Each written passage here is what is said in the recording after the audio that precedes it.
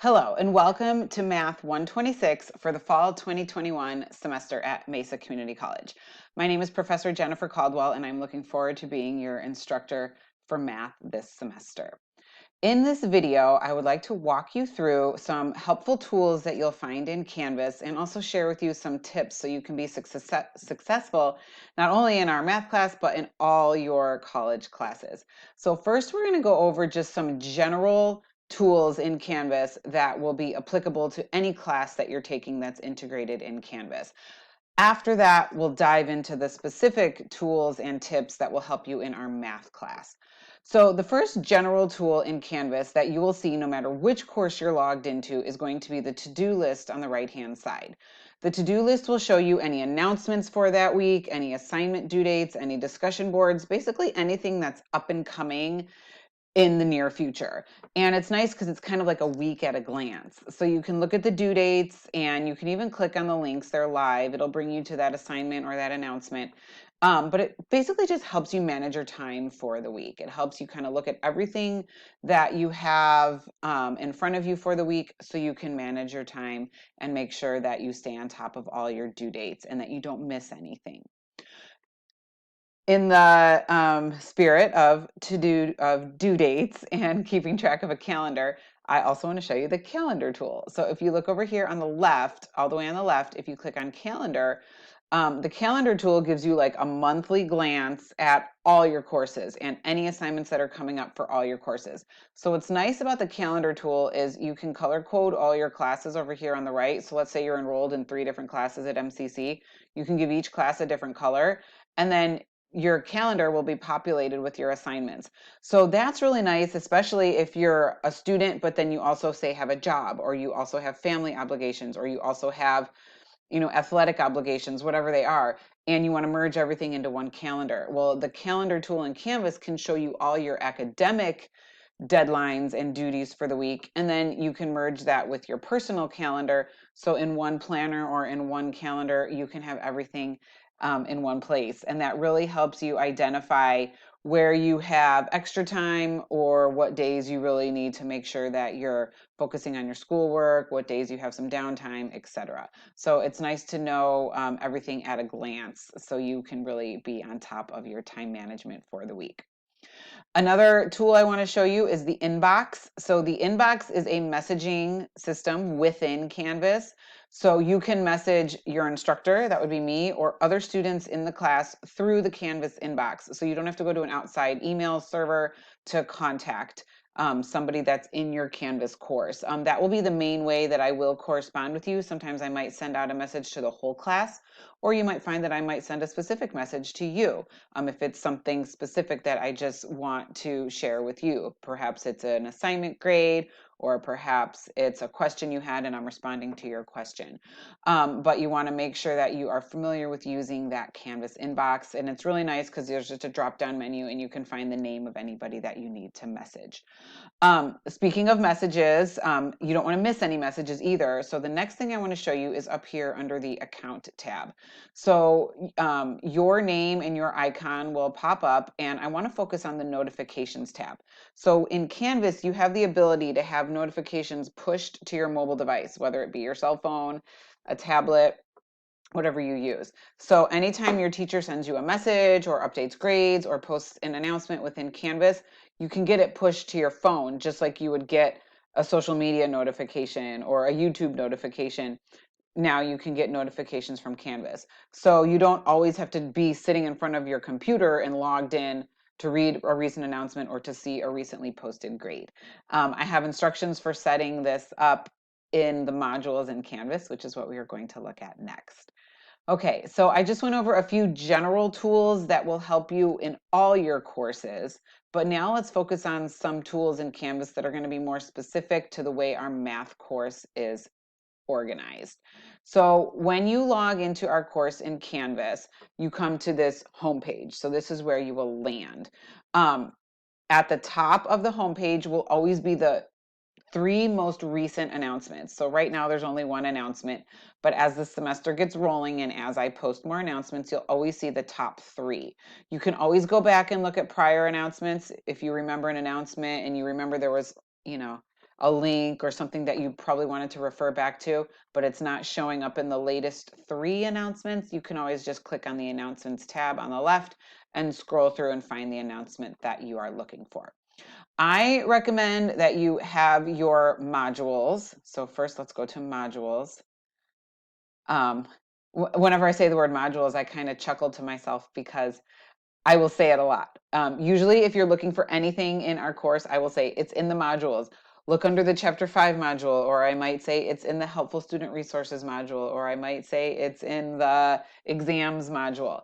Our course is organized, the course materials are organized in modules, and everything you need is going to be in those modules. So I recommend you have them collapsed and then just expand them as you need them. So you can see there's a list of all the modules right now.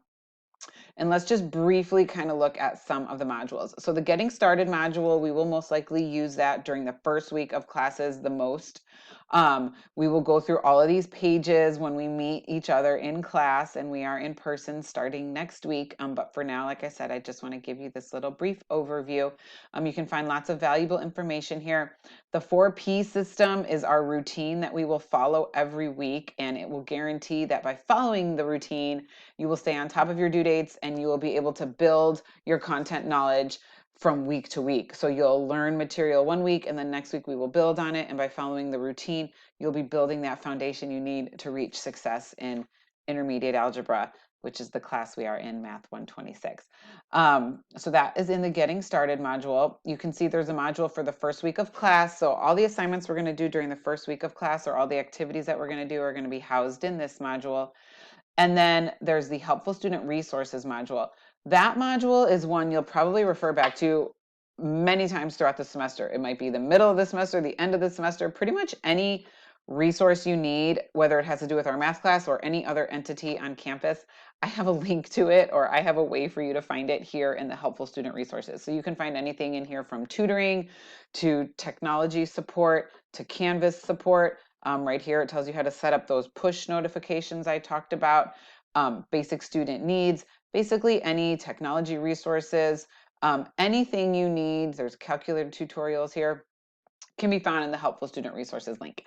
So basically, I'm just linking out to you the most important areas that you can find within the MCC website, but it's kind of more directed so you know exactly what you're looking for and where to find it. All right, we have a module called the Math Interludes. You will hear me speak about those once class starts. But the Math Interludes are 10 hot topics that lay the foundation for what we're going to learn in Math 126.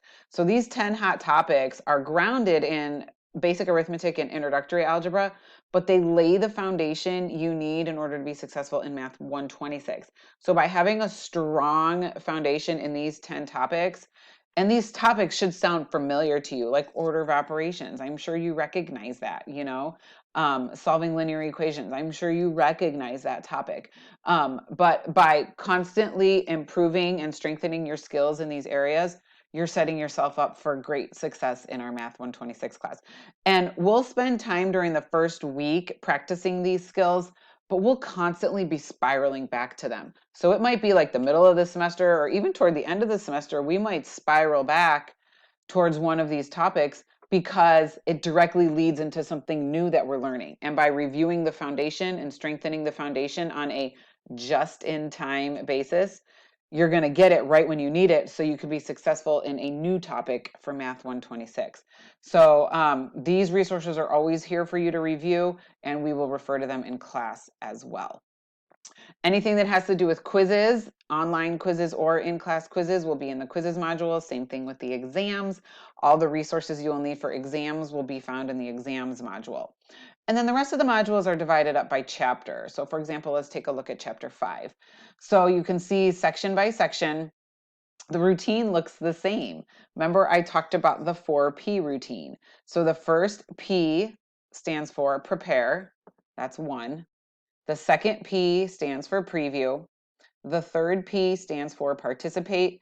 And the fourth P stands for practice. And then you'll notice for the next section, we repeat the cycle. So we're going to be in this constant cycle of preparing, previewing, participating, and practice.